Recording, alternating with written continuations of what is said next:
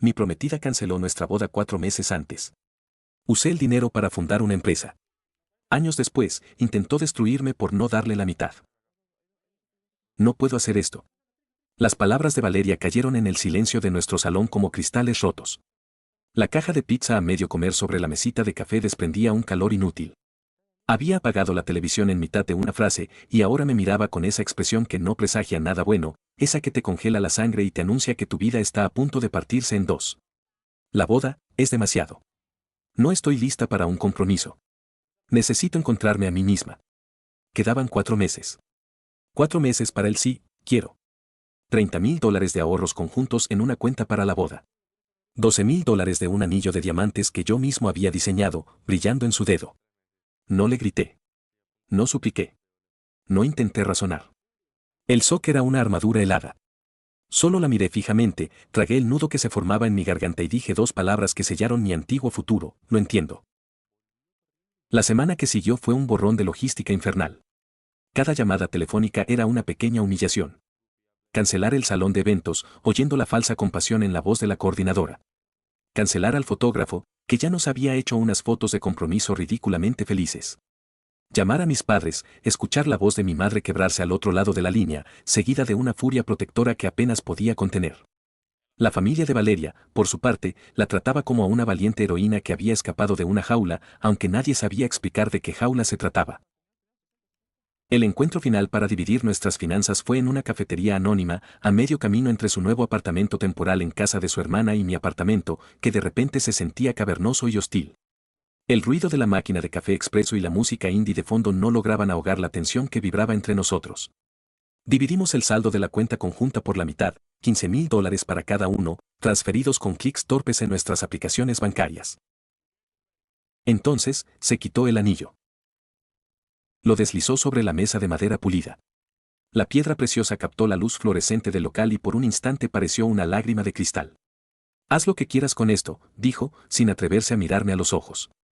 Su voz era un susurro. Así que lo hice.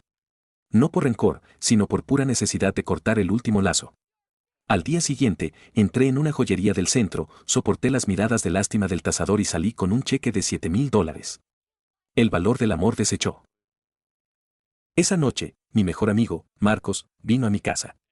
Lo encontró todo, el cheque sobre la mesa, el portátil abierto mostrando mi saldo bancario de apenas $2,000, y a mí, mirando fijamente una pared vacía. Marcos y yo éramos amigos desde la universidad. Él era un programador brillante, un genio del código atrapado en un trabajo de soporte técnico monótono y sin alma en una corporación gigante.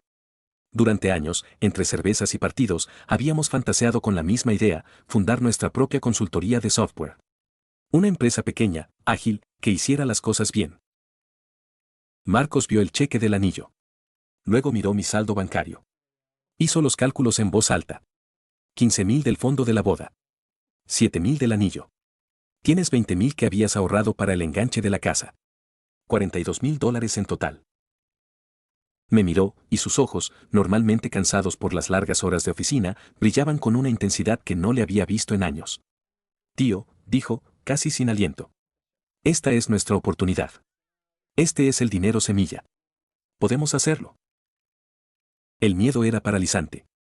Apostar los restos de mi vida destrozada en una startup era una locura. Era el dinero que representaba un hogar que nunca tendría, una familia que no formaría.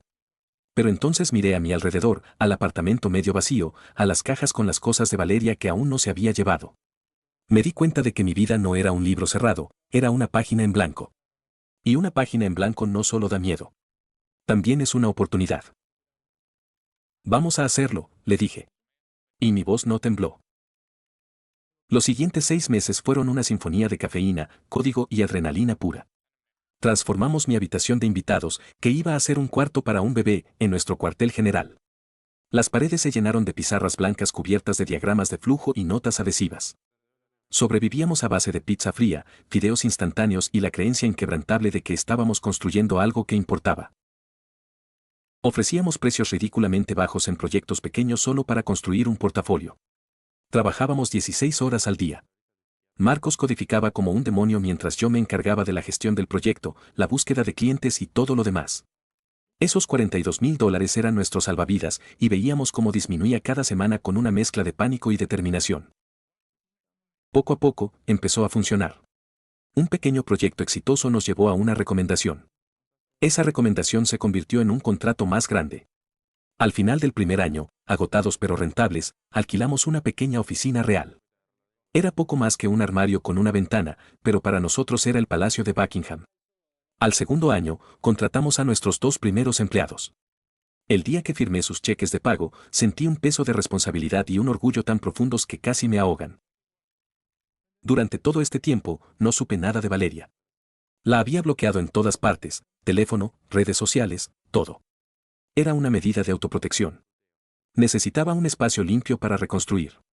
Lo poco que sabía era a través de amigos en común que hablaban con cautela. Aparentemente, había cumplido su sueño de encontrarse a sí misma en un viaje de meses por el sudeste asiático, financiado con sus $15.000 y en compañía de un artista bohemio que había conocido. Me dolía, pero era un dolor sordo, el eco de una vieja herida. Estaba demasiado ocupado construyendo mi futuro como para obsesionarme con el pasado que ella había dinamitado. El punto de inflexión llegó 3 años después del día en que me rompió el corazón. Un blog local de tecnología y negocios, muy respetado, nos dedicó un artículo de portada. De la nada a la cima, la historia de 2 amigos que apostaron todo. El artículo incluía una foto de Marcos y yo en nuestra nueva oficina, mucho más grande, con nuestro equipo de 8 personas al fondo. Estábamos visiblemente agotados, con ojeras, pero sonriendo. Orgullosos. Reales. Una noche, mi teléfono sonó. Número desconocido. Normalmente no contesto, pero por alguna razón, lo hice. Silencio. Luego, una voz que no había escuchado en 3 años. Vi el artículo. Era Valeria. ¿Te ves bien?, continuó, su voz extrañamente íntima. ¿Feliz? Colgué. Mi corazón martillaba contra mis costillas. No era amor, era una alarma. Una invasión. Los mensajes de texto comenzaron a llegar casi de inmediato. He estado pensando mucho en nosotros. Cometí un error terrible. Era joven, no sabía lo que quería. Los leí con una sensación de desapego, como si estuviera viendo una película sobre la vida de otra persona. No respondí. No le debía nada, ni siquiera una respuesta. Pero ella no se detuvo. Su persistencia era aterradora. Descubrió a través de LinkedIn que yo asistiría a un meetup de tecnología en la ciudad. Y apareció. Estaba hablando con un cliente potencial cuando la vi. Se abrió paso entre la gente con una determinación de misil teledirigido. Me acorraló en un pasillo cerca de los baños, y la fachada de mujer arrepentida se desmoronó para dar paso a un torrente de lágrimas y acusaciones emocionales. Tiré por la borda lo único real que había en mi vida, sollozó, agarrando mi brazo. La gente nos miraba de reojo. Verte así, tan exitoso, me di cuenta de todo lo que perdimos. Hizo un gesto vago, como si abarcara todo el edificio, todo mi nuevo mundo. Quiero ser parte de esto. Te lo debo. Éramos socios en todo. Ahí estaba. La verdad desnuda y fea. No me extrañaba a mí. Extrañaba mi trayectoria. Extrañaba lo que podría haber sido suyo. La revelación fue tan clara que silenció toda la confusión que sentía. La miré, retirando suavemente mi brazo de su agarre. Valeria, renunciaste a tu derecho a ser parte de mi vida hace 3 años, dije, mi voz tranquila pero firme como el acero. Querías independencia. Te la di. Ahora, por favor, respeta mi decisión. Fue como si alguien cerrara un grifo. Sus lágrimas se detuvieron al instante. La expresión de su rostro pasó de la angustia a una frialdad calculadora que me heló la sangre. Ese era nuestro dinero para la boda, siseó. Dinero para nuestro futuro. No, respondí, negando con la cabeza. Era dinero en una cuenta conjunta que dividimos legalmente, de mutuo acuerdo. Tú usaste tu parte para irte a Tailandia con tu artista. Yo usé la mía para esto. Fin de la historia. Me di la vuelta y me alejé, sintiendo su mirada ardiendo en mi espalda. Sabía que no había terminado. Cuando el rechazo educado no funcionó, las cosas se pusieron feas. Muy feas. Una semana después, su madre llamó a nuestra oficina, fingiendo ser una clienta potencial. Con una historia conmovedora sobre la pequeña empresa de su marido, engañó a nuestra nueva administrativa para que le diera los nombres de un par de nuestros clientes clave. Lo que siguió fue una campaña de difamación diseñada para destruirnos. Empezaron a llegar correos electrónicos anónimos a esos clientes. En ellos, se me pintaba como un monstruo manipulador que había liquidado activos conjuntos aprovechándose del estado vulnerable de mi ex prometida. Insinuaba que la base de nuestra empresa era fraudulenta. Era una sarta de mentiras venenosas, pero el barro, si lo lanzas, a veces se pega. El pánico fue inmediato. Marcos y yo pasamos los 2 días siguientes en control de daños, llamando personalmente a cada cliente afectado. Les expliqué la situación con la mayor calma posible, estaba siendo acosado por una expareja resentida. Afortunadamente, habíamos construido relaciones sólidas. Nos creyeron y nos apoyaron, pero el daño a nuestra reputación estaba hecho. Y entonces, llegó el golpe de gracia. Me demandó. No por una parte de la empresa, sabía que no tenía base legal para eso.